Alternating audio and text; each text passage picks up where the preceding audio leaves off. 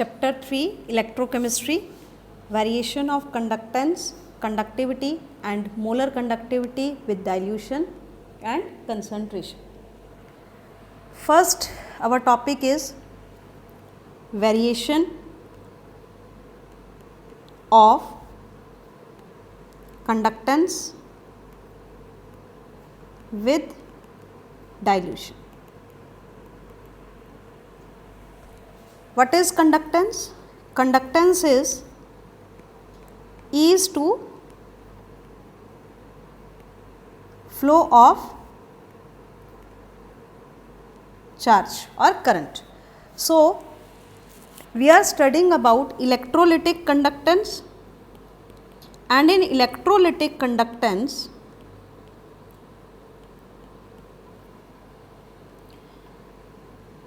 there is ions which are moving, which are flowing, and there is conductance. So, if ions are free to move, then conductance is large, and if ions can't move means conductance is less. So, effect of dilution can be understood by taking one example, like I have a beaker, graduated beaker, let this is 1 liter, this is 2 liter. Okay, so पहले मैंने इसमें सिर्फ 1 litre solution लिया, electrolyte को इसमें डाला, electrolyte ने ions की फॉर्मेशन कर दी, positive negative ions are present in the solution.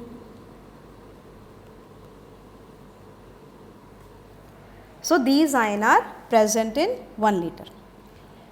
जब इसमें हम 1 लीटर वाटर को और ऐड कर देंगे, अब मैंने इसमें 1 लीटर वाटर और ऐड कर दिया, तो आयंस तो उतने ही हैं. Now these ions will separated from each other because they have more space now.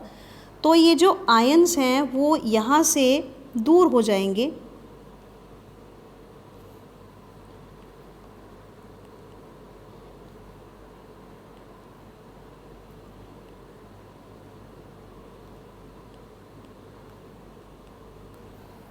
Ions के बीच का स्पेस बढ़ गया. आयंस के बीच का स्पेस बढ़ने के कारण the mobility of ions increases, they can easily flow, so conductance will increase. So we can say that conductance increases with dilution. Dilution and concentration are inverse of each other. If we increase the dilution, concentration decreases. So, with concentration, conductance will decrease. Concentration increase करने का meaning क्या हुआ? Ions का number बढ़ गया. Ions का number अगर बढ़ेगा तो वहाँ पे क्राउडिंग हो गई. क्राउडी प्लेस में अगर आपको भी मूव करना है तो आप इजीली मूव नहीं कर सकते, तो कंडक्टेंस क्या हो जाएगी? कम. सिमिलरली अगर आयंस की क्राउडिंग ज़्यादा है, they are very close, their concentration is more, it means they are very close, ions oppositely charged है, उनके बीच में फोर्स ऑफ अट्रैक्शन लगेगा, they can not be freely move. So conductance will be lesser at higher concentration and conductance is more when solution get diluted. Okay, our next topic is variation of conductivity with dilution. Now, what is conductivity? Conductivity is conductance per unit volume. Conductance per unit volume. Conductance depends on number of ions that is free or not free to move. number of ions per unit volume. So conductivity depends on number of ions per unit volume. इसको समझने के लिए भी हम example ले लेते हैं. Again beaker वाला एग्जाम्पल ही लें. Graduated beaker 1 litre 2 litre. 1 litre solution लिया, इसमें आयंस हैं नेगेटिव पॉजिटिव. अगेन 6 ही ले लेते हैं ions. This is positive. Okay, so now I am adding 1 more liter of water in this. Ions will get separated. वो एक दूसरे से दूर हो गए.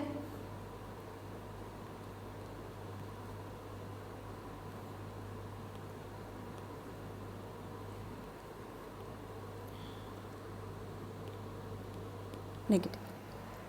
आयंस के बीच का डिस्टेंस बढ़ गया. अब हमने आयंस जो हैं वो लेने कौन से हैं बेटा? Per unit volume. मीन्स हम वॉल्यूम इतना ही लेंगे. So we can check per unit volume number of ions decreases. Number of ion कम ही रह गए क्योंकि पहले 6 थे, अब यहाँ पे नंबर ऑफ आयंस कितने रह गए? ओनली 4. नंबर ऑफ आयंस के डिक्रीज होने के कारण conductivity will decrease with dilution. So conductivity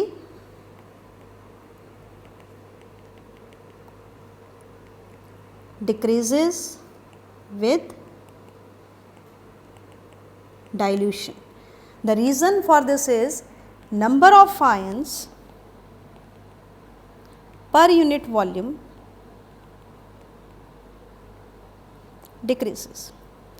देखो बेटा ईजनेस तो बढ़ेगी. अब यही कहोगे भी अब मोबिलिटी बढ़ी हुई है क्योंकि आयंस फ्री हैं मूव करने के लिए, बट जब आयंस ही नहीं हैं तो कंडक्टिविटी डिक्रीज़ हो जाएगी. पर यूनिट वॉल्यूम में नंबर ऑफ आयंस बहुत कम हैं, हाफ अप्रॉक्सीमेटली हाफ ही रह जाते हैं. इस कारण से जो कंडक्टिविटी है वो डाइल्यूशन के साथ डिक्रीज़ होती है. With concentration result will be opposite. So with concentration conductivity increases. Clear students? Next our topic is variation of molar conductivity with dilution.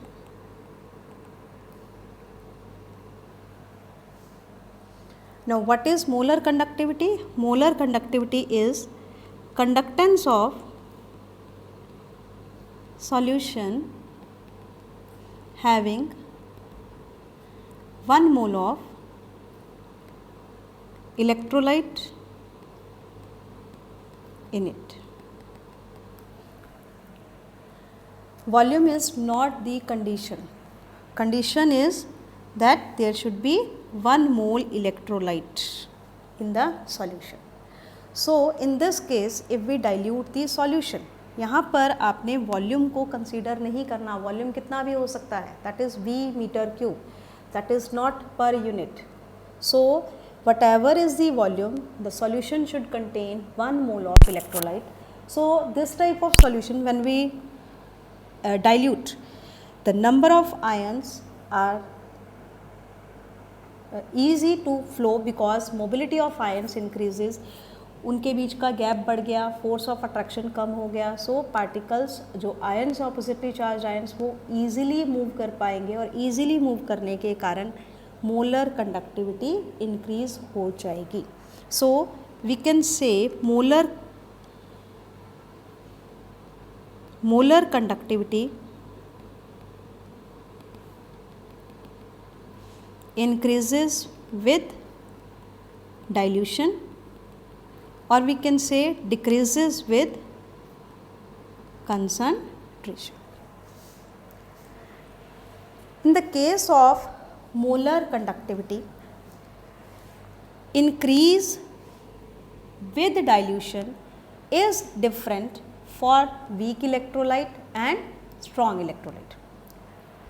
आप इसको ध्यान रखोगे कि जो इंक्रीज़ है वीक इलेक्ट्रोलाइट के केस में भी डाइल्यूशन के साथ मोलर कंडक्टिविटी इंक्रीज़ होती है, और स्ट्रॉन्ग इलेक्ट्रोलाइट के लिए भी मोलर कंडक्टिविटी इंक्रीज होती है। द डिफरेंस है उनके इंक्रीज होने का तरीका अलग अलग है, डिफरेंट। क्या डिफरेंस है तो हम उसको 2 केसेस में स्टडी करते हैं। तो हमारा case 1, so first case is for strong electrolyte. In the case of strong electrolyte, when we dilute the solution, number of ions will not increase because strong electrolyte is that substance which get 100% dissociated when dissolved in water. तो ये पहले से ही 100% dissociated है। सो जब आप इसको dilute करोगे, no increase in number of ions.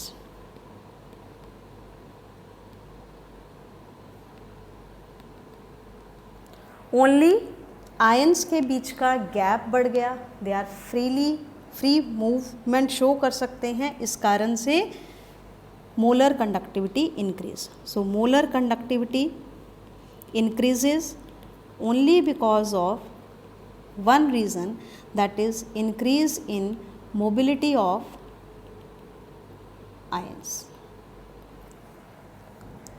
तो इसका ग्राफ जब हम बनाते हैं मोलर कंडक्टिविटी का, molar conductivity is lambda m denoted by lambda m।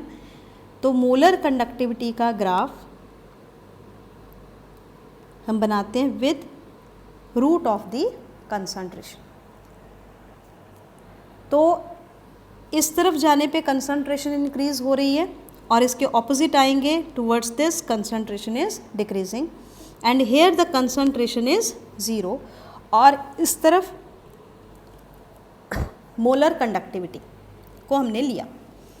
Strong electrolyte के केस में ये जो ग्राफ आता है that is a straight line graph. Towards the origin अगर हम इसमें इस तरफ मूव करते हैं तो कंसंट्रेशन क्या हो रही है, डिक्रीज। सो कंसंट्रेशन के डिक्रीज होने से molar conductivity is going to increase. So as we decrease the concentration means increasing dilution, molar conductivity increases. Clear? From this graph एक इक्वेशन डिराइव की गई। इक्वेशन क्या है? स्ट्रेट लाइन ग्राफ की equation आपको पता होगी, y is equal to C plus M X. ये स्ट्रेट लाइन ग्राफ है इसलिए ये इस इक्वेशन को फॉलो करेगा। तो y एक्सिस पर हमने क्या लिया हुआ बेटा, lambda m, that is equal to c is intercept. अभी उसको लिखते हैं हम, what is m? m is slope. इसकी जो स्लोप है बच्चे वो ये ग्राफ नीचे की तरफ जा रहा है with concentration, means slope of this is negative. So यहाँ पे माइनस आएगा। m is slope, that is a constant denoted by a, और x एक्सिस पे हमने क्या लिया हुआ है, root c। This c is called intercept. In this graph intercept को फाइंड करने के लिए हम इस ग्राफ को एक्स्ट्रा प्लॉट करते हैं।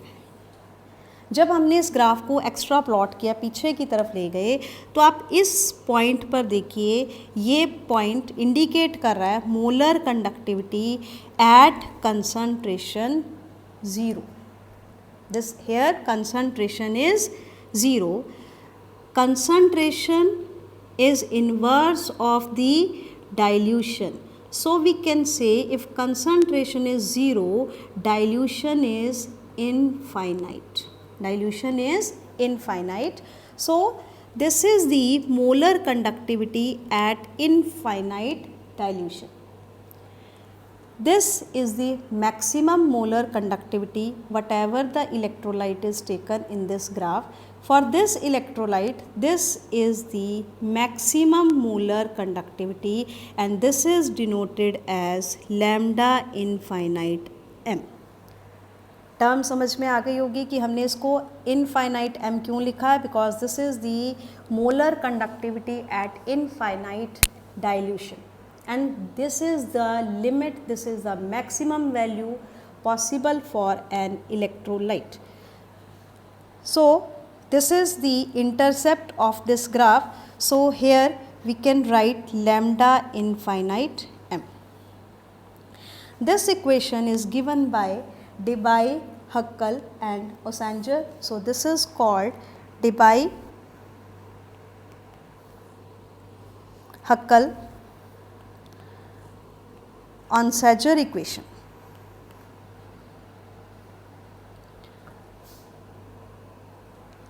So the limiting molar conductivity of strong electrolytes can be found out with the help of this graph. We extraplot the graph and we can find the value of limiting molar conductivity of strong electrolyte by this graph. Now we take second example, second case. Second case is for weak electrolyte.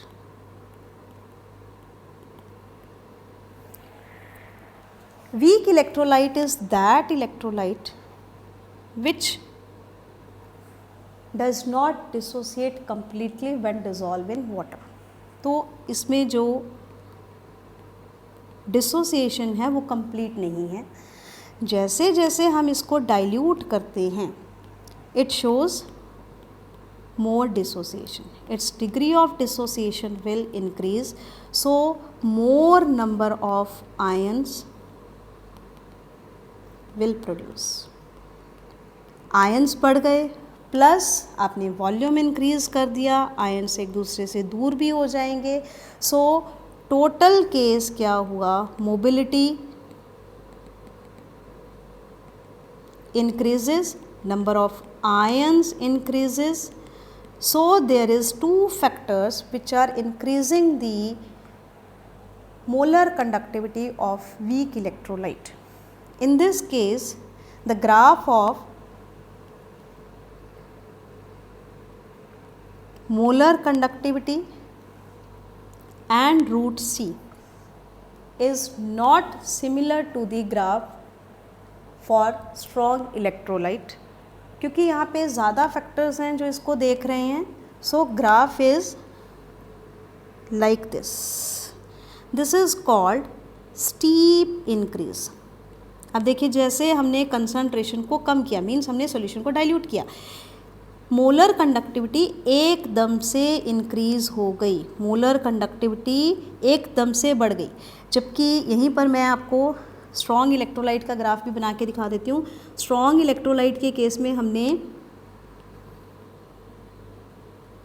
Graph straight line बनाया था like this.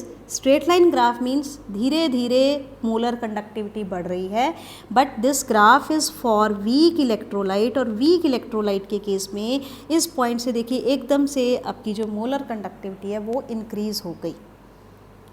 So for both strong electrolyte and weak electrolyte, molar conductivity increases, but the way of increase is different. In the case of strong electrolyte, there is slow increase,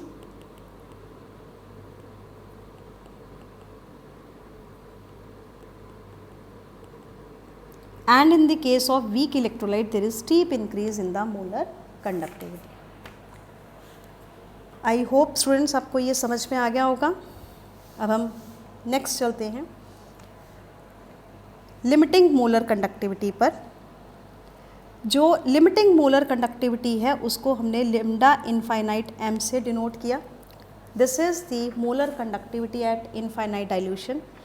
infinite dilution means कि आपने electrolyte में इतना water add कर दिया है कि particles एक दूसरे से बहुत ज़्यादा डिस्टेंस पे चले गए हैं, उनके बीच में कोई भी फोर्स ऑफ अट्रैक्शन या रिपल्शन नहीं है. क्योंकि पॉजिटिव पॉजिटिव में repulsion, negative negative repulsion, positive negative में अट्रैक्शन हो सकता है, बट अब हमने इतना डाइल्यूट कर दिया है कि उनमें कोई भी फोर्स ऑफ अट्रैक्शन नहीं है. That is called limiting molar conductivity, and this is the maximum value for any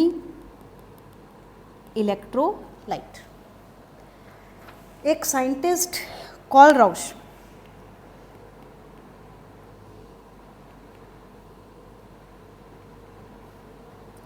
ने बहुत सारे इलेक्ट्रोलाइट्स की इनफाइनाइट डाइल्यूशन की मोलर कंडक्टिविटी को स्टडी किया. स्टडी करके उसने अपनी ऑब्जर्वेशंस देखी और उन ऑब्जर्वेशंस पर बेस्ड उसने अपना एक लॉ दिया. That law is called Kohlrausch law. क्या है ये law? The limiting molar conductivity of an electrolyte, that is molar conductivity eight infinite dilution, is the sum of the limiting ionic conductivities of the cation and the anion, each multiplied with the number of ions present in one formula unit of the electrolyte. Suppose we have electrolyte AXBY. So the limiting molar conductivity for this is AXBY electrolyte is equal to limiting molar conductivity of A multiplied with X. क्योंकि इस electrolyte में से हमें A ion कितने moles मिलेंगे? X mole. हमने इसका 1 mole add किया. Out of that 1 mole we are getting X mole of A, that's why its molar conductivity is X times. Okay, plus Y, क्योंकि 1 मोल से हमें B कितने मिलेंगे? Y. A is cation, B is anion. So we can write plus minus also there. Clear? This is Kohlrausch law.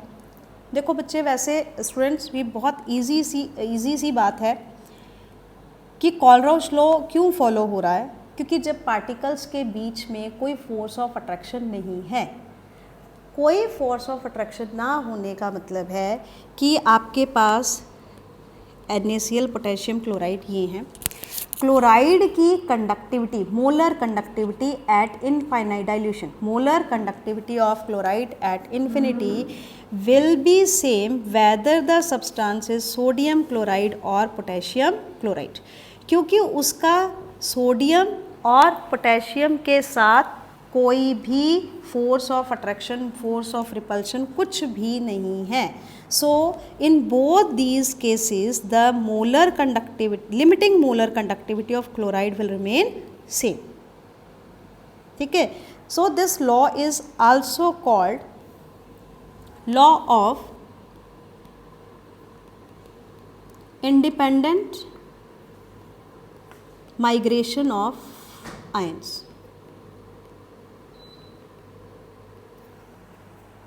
Because ions are independently moving. उसके साथ कौन सा ion है, कौन सा कैटायन है, कौन सा एनायन है, that doesn't matter.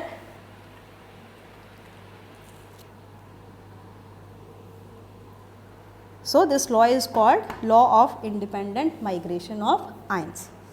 Now the applications of Kohlrausch law.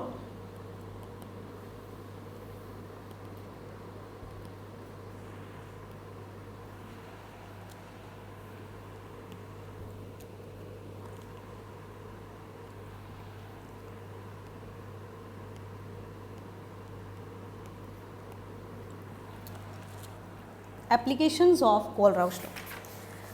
Kohlrausch law की एक सबसे बड़ी एप्लीकेशन है, मैं पीछे चलती हूँ वीक इलेक्ट्रोलाइट के ग्राफ पे.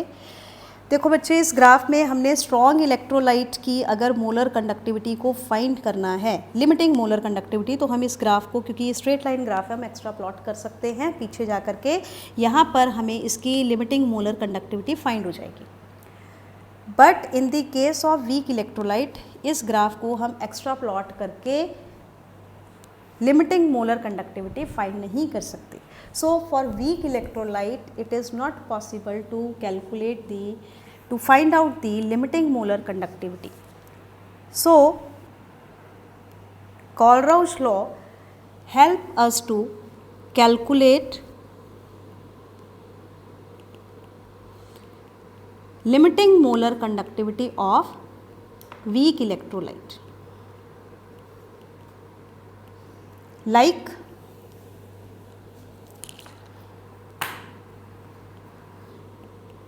we know that limiting molar conductivity of acetic acid is limiting molar conductivity of acetate ion plus limiting molar conductivity of hydrogen ion.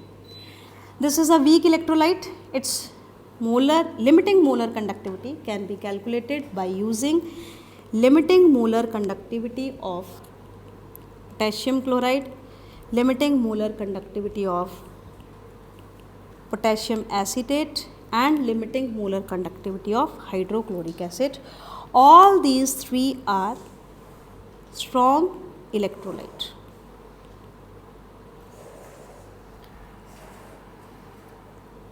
Limiting molar conductivity of acetic acid is equal to limiting molar conductivity of potassium acetate plus limiting molar conductivity of HCl.